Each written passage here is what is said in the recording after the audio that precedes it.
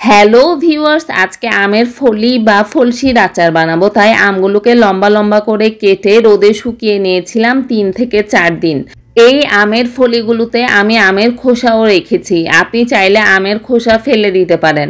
আমের ফলির আচার বানানোর জন্য প্রথমে চুলাতে একটি কড়াই বসিয়ে দিয়ে এতে পরিমাণ মতো সরিষার তেল দিয়ে নিয়েছি। সরিষার তেল সামান্য গরম হলে এতে খোসা ছাড়ানো রসুন দিয়ে দিয়েছি। এখন সরিষার তেলের মধ্যে পরিমাণ মতো সাদা সরিষা বাটা, লাল সরিষা বাটা, আদা রসুন বাটা দিয়ে ভালোভাবে নেড়ে চেড়ে নিচ্ছিলাম। আর আখের গুড় দিয়ে দিলাম পরিমাণ মতো।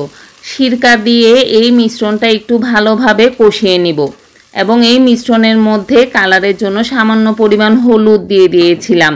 পরিমাণ মতো লবণ দিয়ে মিশ্রণটা ভালোভাবে নেড়ে চেড়ে মিশিয়ে এতে শুকিয়ে রাখা আমের ফলসিগুলো দিয়ে ভালোভাবে নেড়ে চেড়ে নিব।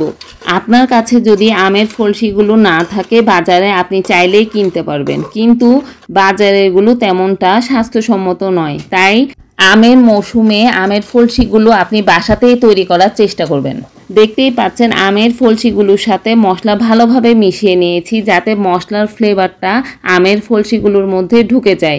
এই পর্যায়ে আগে থেকে টেলে রাখা শুকনো মরিচের গুঁড়া ও পাঁচফোড়নের গুঁড়া দিয়ে ভালোভাবে নেড়ে চেড়ে হালকা হাতে মিশিয়ে নিব। আমের এই আচারটি বানিয়ে আপনি চাইলে ফ্রিজেও সংরক্ষণ করতে পারেন। যেহেতু আমগুলো আমি রোদে দিয়ে নিয়েছিলাম তাই এই আমের আচারটি আমি ফ্রিজে সংরক্ষণ করি না, বাইরে রাখি, যখন সময় পাই একটু রোদে দিই। আমের এই আচারটি খিচুড়ির সাথে খেতে খুবই ভালো লাগে।